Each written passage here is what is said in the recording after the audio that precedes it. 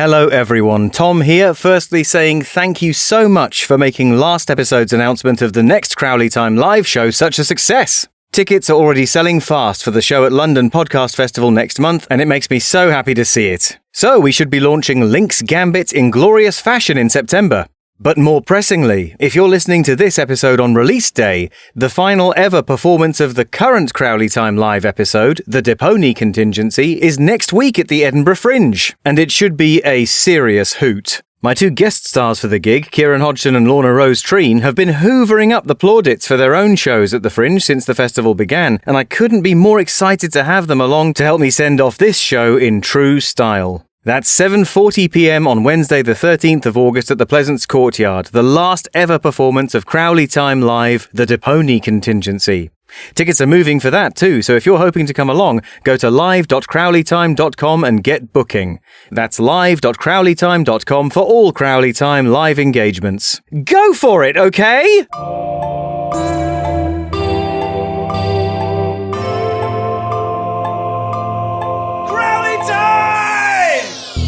In times of struggle, we must remember those who carve their own path. The givers, the livers, the Bill Withers. Those who fight fiercely where others would say, "No, sorry, my fault, you go first." They are the Faces of Virtue. Brought to you by Salvutol Children's Cough and Discomfort Relief Linctus. Greetings and welcomes, listeners, to another thing where I talk to someone about the stuff they done. Sponsored by Salvutol Children's Cough and Discomfort Relief Linctus. Salvutol.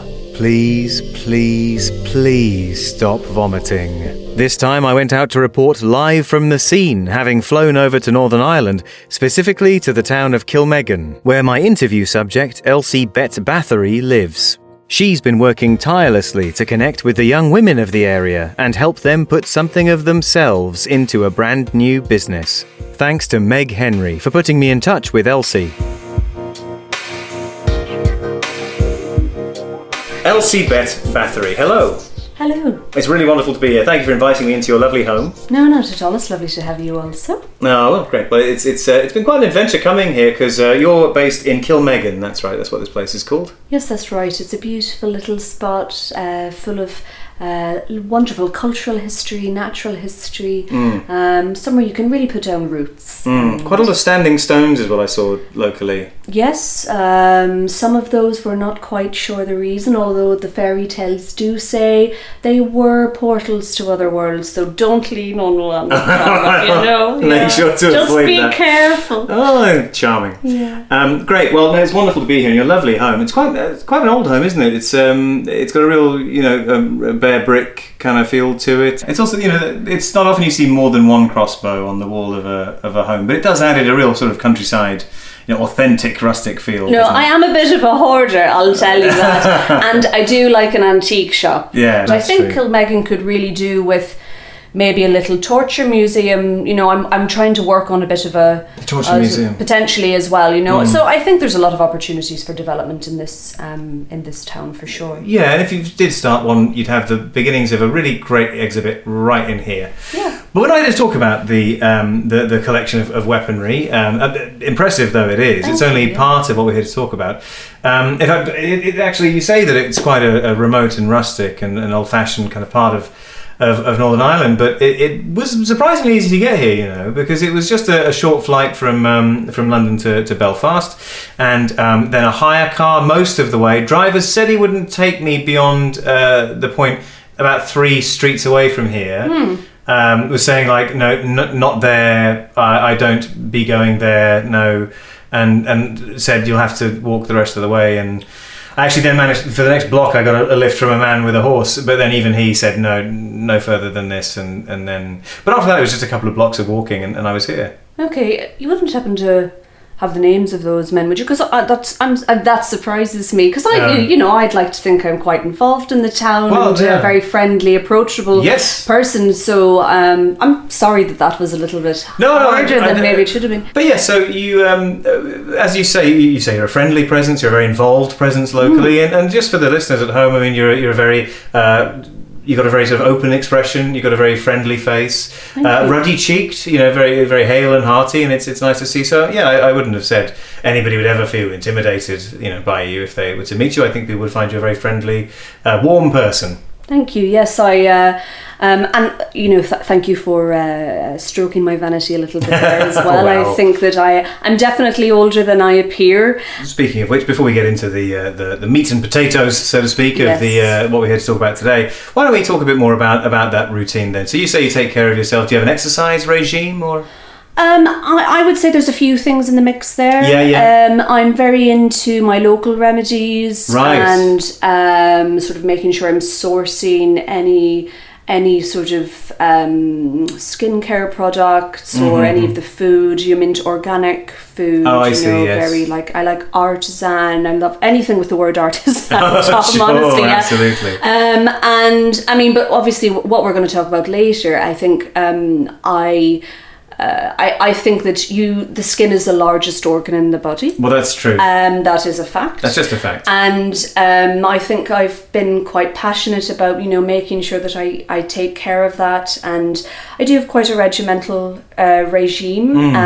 Some of those are trade secrets. I'm not sure I can necessarily be too open about exactly what I am including in how I look after my skin. Okay. And secret recipe. See, there is a bit of a secret recipe. It's not, 50 herbs and spices, whatever, Colonel Sanders. But, I think that I take a lot from the local area, the community, the sort of nature's bounty. What Kilmegan provides. I think, a little bit of this, a little bit of that. There's a lot of that. There's a lot more of that around today, isn't there? Because I think people are tired of corporate faceless, supermarket chains, hoovering up all the empty properties in the high street. People are excited about local businesses, shopping local. Yes. And this is a wonderful place. It's quite heavy on the bogland, I've noticed around here. Yes. But apart from that, you've also got lots of lovely hedgerows filled with, naturally occurring herbs. Quite a lot of farmland nearby growing fresh vegetables as well, it seems. Do you have a garden here with vegetables in it? Yes, the garden does stretch out, as you've well noticed, the extensive bog area, which is, bog preserves a lot of things. That's and, right. You could get lost in a bog. Yeah. People will never find you again in the bogland. So it's nice to be sort of really in this wilderness. I find it very peaceful. I find it very rewarding. As you maybe put me in a little bit of a spot there and embarrass me. People don't come out this far, really. They tend not to. So it's a little bit far moved, but the garden I take a lot of pride in. Yes. I make sure to I spend most of my time out there, cultivating. And I've got a little bit of a shed down at the back where I do a lot of work, bits and bobs in there, really. It's amazing, that bogland stuff, isn't it? Because I was just, when I was on the way down here, that last bit where I had to walk, which I mentioned earlier, I was out there and I saw these two coppers, and they were looking over this body that they must have dredged it from the bog, but you would have sworn the body of water, or no, the person's body. Well, it looked like from here. But you would have sworn that went in there a couple of days ago. But I assume this was some historical relic that's just been preserved so well by the bog land that it seems fresh, you'd call it. Well, that's what's interesting about the bog, like I mentioned earlier, Tom, is that I think they have them on display in there's a bog man potentially in the Ulster Museum. Yeah. They can be in there for hundreds of years. Yeah. And not even particularly, deep into the bog and peatland, but they look like they've been there for days, but they couldn't be there for decades, for hundreds of years. Now, Elsie Bet Bathory, that's your name, isn't it? Yes, I know it's quite an old lady's name. Elsie, I suppose. Elsie Bet, but it is a family name, and I'm quite proud of that. Yes. But the things go in cycles, don't they? I mean, there's a lot of young people being born today called Iris, or something like that. Elsie's increasing in popularity. Madge, people like the old-fashioned sounding names because they're cool again. I would say so. I feel quite a connection to you, Tom. Actually, do you mind really? if I maybe open up about something I've potentially not really talked to a lot of people about before, and I don't really think it's very well known in the area. If you think that you'd be okay with me. Yeah, well, talking about it. I don't want to make you uncomfortable, but it's quite. I feel like a connection to you that I'd like to, potentially. Oh well, that's very nice of you to say. Yes, I'd say I feel a connection to you as well. We've got to know each other very quickly, but yeah, no, wonderful. I mean, this series is all about trying to reach people and hear what's going on with them. And it doesn't have to necessarily be their cause or their activism or whatever. It can be something about their personal lives as well. It's all just about people connecting. So the fact that you feel a connection with me shows that, to my mind, this is a great success of a show. Faces of Virtue, sponsored by Salvutol, Children's Cough and Discomfort Relief Linctus. Sorry, I haven't mentioned that before, but this is in this run of the show, I'm being sponsored by Salvutol, Children's Cough and Discomfort Relief Linctus, and they're also really, really keen to get involved in local activism and things, because what is shutting children up if not local activism, even when the children have a tickly throat? So anyway, Salvutol, children, I have to say it a certain number of times every episode, otherwise they'll stop sponsoring me, is the issue. But sorry, I should have mentioned that earlier. But never mind that. More importantly, they're excited about people connecting. I'm excited about people connecting with other people. So please, exploit this connection, if you will, and tell me what it is you'd like to talk about. Okay. Yeah, I wanted just to give you, I think it's unfair to not maybe give you the full context behind, why I'm doing this work in the community at the minute as well. So, and as I said, I feel very close to you. Not a lot of people know about this, so happy to sort of divulge a little bit of extra information here. So, well, I'm honoured, yeah, thank you. No. And this sounds crazy to say, you'll have to bear with me. All right. I am the reincarnated Elizabeth Bathory. Well, originally, I guess we're looking at maybe 500 years ago, and I lived in Hungary. I was very wealthy. I lived in a castle. Well done. Thank you. I married into that, really. It wasn't my own money, but... Double well done. Well, no, Daddy was fairly wealthy, but I made sure to marry well, because, of course. I like... You've purposefully pointed out my lovely house. I like nice things. Sharp things. Exactly, sharp. I don't like a curved edge. No. Unless it's a scythe, I'd say. A few of them as well. Yeah, no. But I married well. I was the wife of a count. He was away whoring, as they do, warring and whoring. That little shite. So anyway, what I'm most known for, despite my great beauty, my copious lands, much beloved by the peasantry below me. There are some lovely embroideries around here as well. Are they yours as well? Oh, those are yes, tapestries that we were able to repurpose from the Bathory family. Oh, right. Wow. Because my body is not a direct descendant of the Bathory line, but my spirit is. So technically, on a technicality, so we did have to, yes, but anyway, the tapestries are from the original Bathory castle. Wow. So the sort of tableau that you can see behind me sort of shows, I suppose, what I was known for. Oh. And how did they find so much red? That's the question that's really occurring to me now. Sorry, please carry on. Well, that's an interesting question, and I think, I'm very eco-conscious. I don't like waste. No. Again, Tom, I'm indulging myself here, but it is a lot of personal information that I'm telling you now. Oh, no, absolutely. Just to prepare you, because it is quite difficult.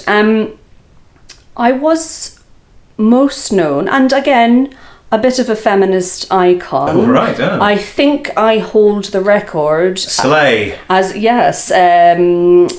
Quite literally, really. Mm. Potentially being the most prolific female serial killer of all time.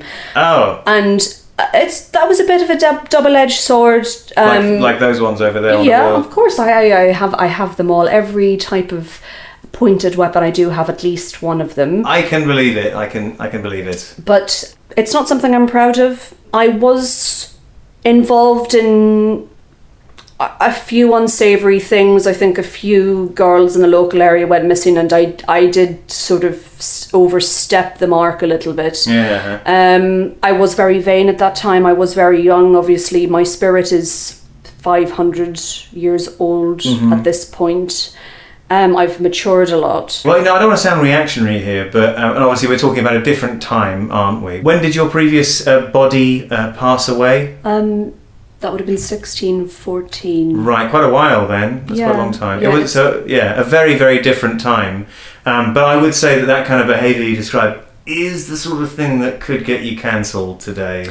I think, what was rampant back then is looked on slightly differently. I think we were given the run of the place. My husband, as I said, was away a lot. I ran the village. I had everything that I wanted. There were other, of my peers that were, I suppose, doing the same thing. And they also were ahead of their time. Vlad Dracul.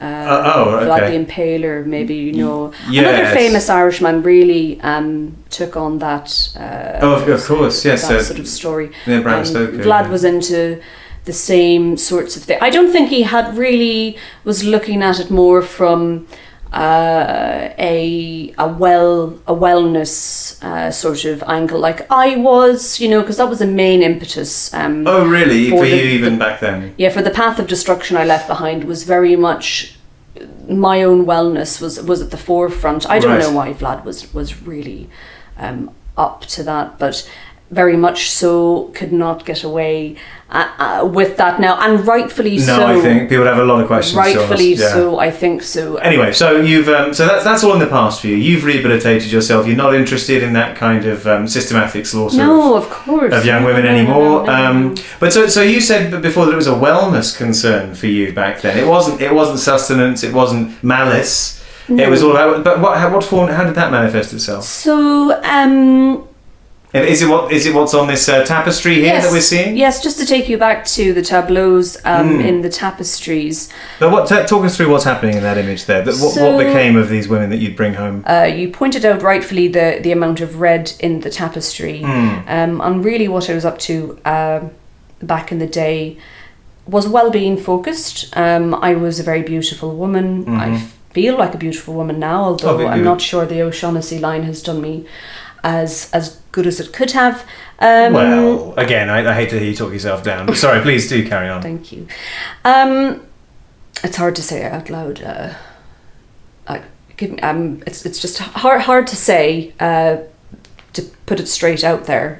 What exactly I was doing. I've skirted around it long enough, though, I think. There were a lot of, as you pointed out, maidens going missing. I was indulging. I believed, and again, this has been proven now if you're a skincare expert at the minute, so again, I was right in my science and the thinking behind it. I think the way I went about it was maybe not ideal. But what exactly, just tell us what it was that you did. I, over a series of decades, slowly whittled down the local virgins of the area and the surrounding environs. I killed them, I bled them, and I bathed in their blood. Sorry, language. Now that I look at the tapestry, that is quite clear. That's what. Sorry, there's that young woman in that sort of sack dress, and I thought that was like a scarf she had on, but I see now that it's a veritable fountain of gore pouring into your bathtub. So that was what was happening. Yeah, and as I said, it is used by big corporations now. They have officially recognised the science does prove that blood facials are beneficial for the skin. I unfortunately did not know anything about patenting. No, well, there wasn't really much of a... No, I couldn't have copyrighted that back in the day. No. And, think about how much more rich you'd be now. I wouldn't be living in this hovel in Kilmegan, that's for sure. Very charming hovel. Well, it's not quite up to the same scratch. But anyway... It's not a castle, I guess you could say that. No. It's not a castle for sure. Yes, killed several hundred, potentially thousands. I guess you lose count after a while. Yeah, I wasn't writing them down, to be honest. I didn't really care, and I know that what I did was wrong. Okay. I do. Well, it's nice to hear. That. It's nice to hear you say that. Yeah. Am I a little bit proud of being the record holder? And I don't think anyone's really going, and certainly in this day and age, get up there to beat me. I'm not the most prolific serial killer of all time. I think Stalin potentially holds that record, but I am here living now trying to make up for the wrongs. I had a hoot, to be honest, back in the day. I loved my life. I had a real great time. Yeah, I mean, from the tapestry it certainly looks like it. But, it was fun. I would recommend it if we could. A lot of empty mead bottles lying around. But no, so you're saying that you've left all that behind now, and you're trying to rehabilitate your image and to kind of recontextualise that, shall we say, controversial alternative skincare routine. Yes. But tell us, I'm seeing now, because when you first approached me, you told me about the modern incarnation of this this beauty industry, shall we say, that you've set up. But now I'm starting to see the connection with your past self, your past life. So talk us through now what it is that you're working on today. So I've always been interested in, empowering women. Yeah, well, and disempowering them. But sorry, yes. Well, I mean, I think you could look at it. I gave a lot of these women meaning. They were able to contribute to something bigger than themselves. Gave a lot of them hickeys too. Yes, maybe the relationships did go a little bit too far, but a lot of these women were able to please me and serve me in a way that really made their lives mean something. A lot of them were, pig men, daughters. Yeah, sorry, I don't really know what they did back in the day. I'm not really sure. Well, they were pigs and sheep and horses and I don't know what you would have called them. So to be that's fair, just showing my what's the word I'm looking for? Shows my ignorance, I suppose, to the ways of the people that were working for me. But check your privilege. Yeah, girlfriend. Yeah, exactly. Yeah. And I think that I am trying to do that now. Like I am trying to rehabilitate that.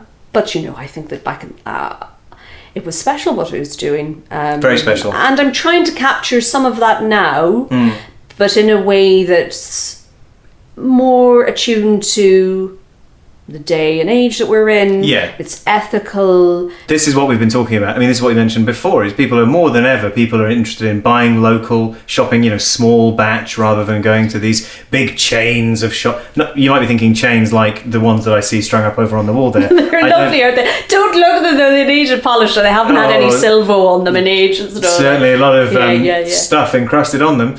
But it's a chain, a series of shops, run by one large business. People want to avoid that more corporate, cynical side of shopping. And they'd rather, I think, go to Elsie at her stall on a Sunday at the market. And so obviously you'll have a smaller total demographic, that you're selling to, which will just be local people. But still it will be authentic, and it will be local, and it will be traceable. All the ingredients, you can trace them back to their origin. And people respond to that these days, I think. So, but tell us more about what the product is. So you're interested in beauty products, you were saying? Yes, so my business is called Sanguina. Sanguina, okay. Yeah, I think it's Latin for sunshine. Oh, that's a great name. Yeah. Yeah, I'm pretty sure that's what it is. I think it sounds plausible. Yeah. I'm making local skincare products used from the herbs, the local land. Nice, and lovely. Mostly sourced from my garden. Lovely. And the local area. And with a real focus on footprints. That's what I've heard. Footprints? Carbon footprints? Oh, that's it, yes. Yes, right. Carbon footprint. Well, it's not a very big carbon footprint if you just have to walk out to the garden and then for sure. pick some tarragon or whatever. I can't get everything directly from my garden, so I do need to, I would say, we've probably got about a 25-mile radius where I'm sourcing everything that I need, but everything is made here in this local area, in my home, in my shed, in my my basement. That's what it's called. It's I used to call it a dungeon when I was up to no good. It was called a dungeon, but it's just my cellar now. Right. Because I store a lot of stuff down there because we don't want the sunlight getting to it. So it's plants that maybe different herbs that need to dry out. I think that so I store a lot of those down there. Right. It's mostly local herbs and plants and extracts, and those are the only ingredients you need for these ointments and such. Some things I can't get directly, like we don't grow aloe vera in Ireland. Oh, so no, there's the odd other thing, the small thing that is added in. The small thing that's... Well, So I just, you keep alluding to, because, I think about facial creams and things, and, obviously, yes, there are herbs and things in there often to give it a nice smell and all that kind of thing, or to add medicinal properties, but you seem to be avoiding something. Is there a... I gave you the context to my previous... being, what I used to be like in my glory days and my salad days. And there was method to my madness. And like I said, my business now is ethical.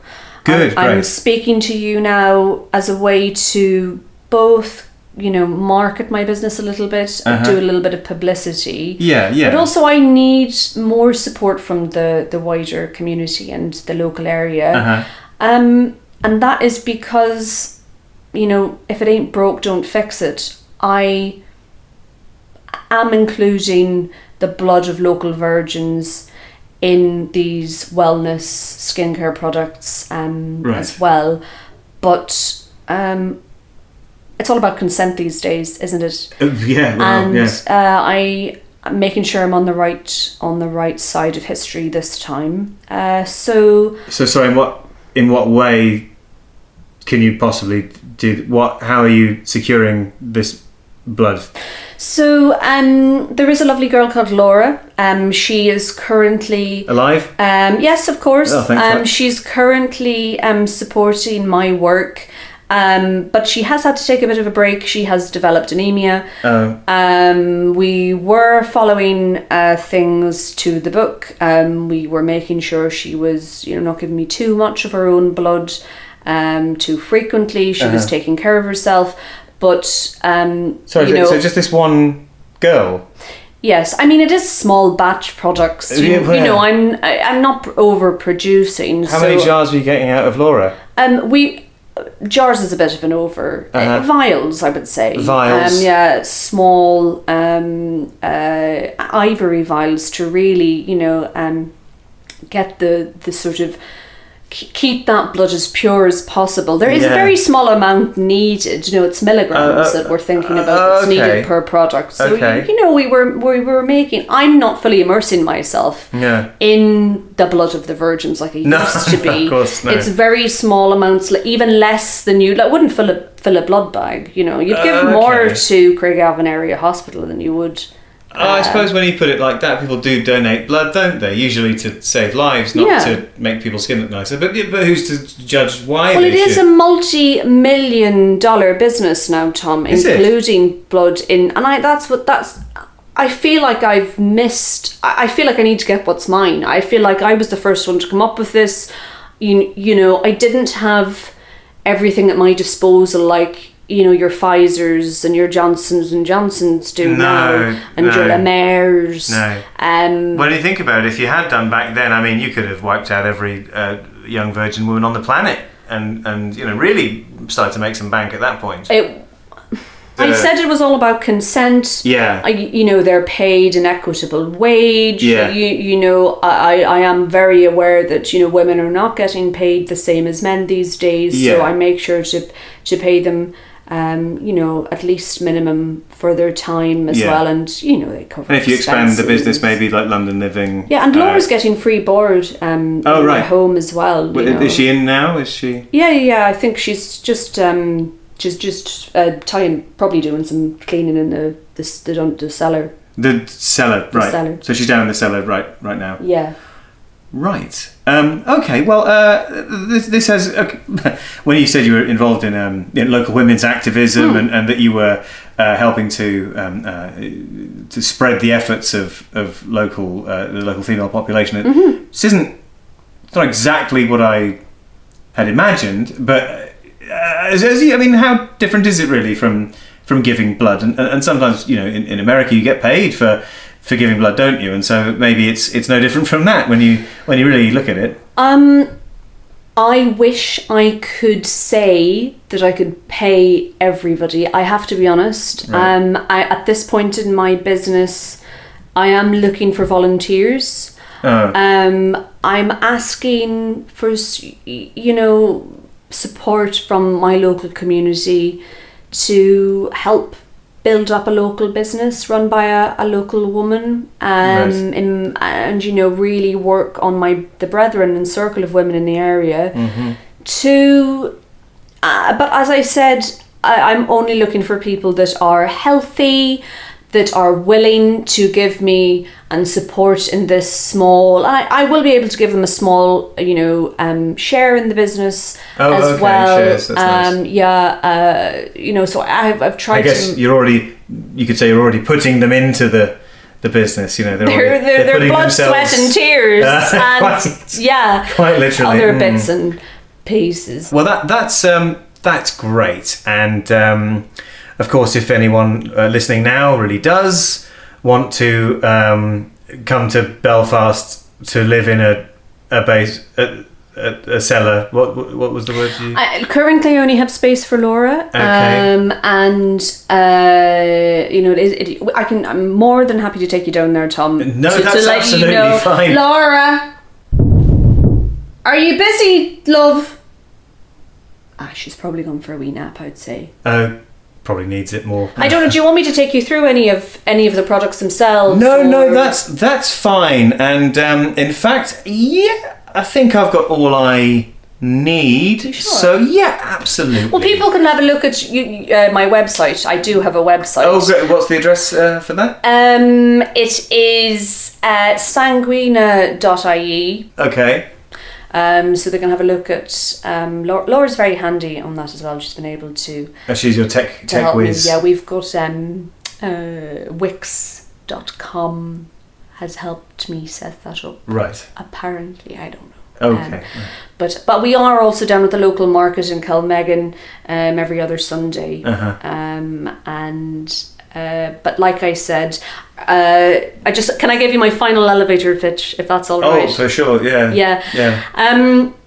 To all you ladies out there who are looking to really dedicate yourself to a wider cause, better yourself, are your husbands lazy? Are they not noticing you? Are they not giving you that pleasure that you seek, that you need? You want to work for yourself, you want to really commit to a higher cause, that girl power, and if that sounds a bit of you, then I'd love to hear from you. Of course, there is a little bit of physical commitment that I do require. You can say that again. Yeah. If you're healthy, I'm very, very keen to hear from local virgins. Over 25 miles is fine, under 25 miles is okay. Any of those older ladies, I mean, that's fine as well. I think a little bit of that spicy non-virginal blood is also good for some of our other, I'm also looking into some vaginal wellness pieces too. So I would please get in touch. I'd love to hear from you. Everything is covered by FDA and health and safety regulations, and there is no concern about anything there, and any local stories you may hear are purely conjecture, and you can take that to the bank. Right. Well, that was very well put. Thank you, Elsie. Great. Now I'm going to have to go, but I'm also sure. I just think, come on, you can stay for a little bit. I just put a stew on. You know what? That's actually fine. No, come on, sit down. No, it's fine. I'm just going to pack up quickly. And I also just noticed those policemen I saw out on the boglands earlier seem to be at the front door. So it looks like they would like a word. If you take a step down, if you take those stairs, we can go out. You'd go out a different exit. Oh right. I think that's probably safest. Right. Okay. I don't know what those policemen are there for, though. You can go away. Don't worry. I called you by accident yesterday. I thought there was an intruder in my land. It's all right. Maybe just have a word with them. Okay. Thanks very much. Okay. Bye. I left Elsie's rural hovel in a daze. What had I just been party to? Never mind the troubling working conditions. What really disgusted me, the more I thought about it, was that ultimately she was using this public-spirited program to promote a private business. Unbelievable. But on the other hand, in a civilized society, if people show a commitment to changing their ways, we must afford them a second chance. So if Elsie can manage to rein in the murder and kidnapping and all the other stuff, then fair play to her, I suppose. God, Salvusol really aren't going to like this one. But if you'd like to hear more from Elsie, don't forget that you can get the full, uncut, unrated, great big version of this episode by signing up for this show's Patreon. Go to patreon.com/CrowleyTime and sign up at any paid tier to get all the great big Faces of Virtues and all the other bonus material I've ever released for this show. Here's a sample of what you're missing out on. They were safe. I wouldn't have sullied myself with their filth. Oh, you were Cleopatra's seventh arsewiper. I could have done with the sertraline back in the day for sure. I think a paddock full of anemic piglets. I mean, I was given a second chance at living, wasn't I? So obviously someone up there thought it was all right. Wow, so incriminating. So, if you want to stop missing out on all the bloody-minded fun, go to patreon.com/CrowleyTime and sign up to support me in making all of whatever this is. Of course, you may already be supporting this show. And if so, thank you very much indeed. And you may even be giving a little extra, in which case extra special thank yous are due. Plus a shout-out as one of this show's executive producers. Dr. the Eliminator, James Rayliff, Kim M, Circumflex_Circumflex, Samantha Dye and Peter Shanks, Aileen Joins, George Cantor, Amanda Waterman, Brian Shymick, Meme, Purple Strawberry, Matt Luckock, Andy Case, Charlie Markley, Laurel Carlson, Sophie Walker, Tobias Anderson, Diggory Laycock, Jane Crocker, Gigi Catherine, Matthew Del Fabro, Rachel Delaney, Michaela McNally, James Roberts, Paul Tiemann, and Katrina Powers. Thanks all of you, and thanks again to Meg Henry for putting us in touch with Elsie. Meg is a Northern Irish actor based in London and is one of the best actors and funniest people I've ever met. Hire her by contacting her agent at shelleylowrytalent.com, or for movie chat and good times, follow her on Blue Sky at madamemeghen.bsky.social. You'll be so glad you did. And whatever you choose to do with your life, make sure you check back in 2 weeks for the last in this series of Faces of Virtue.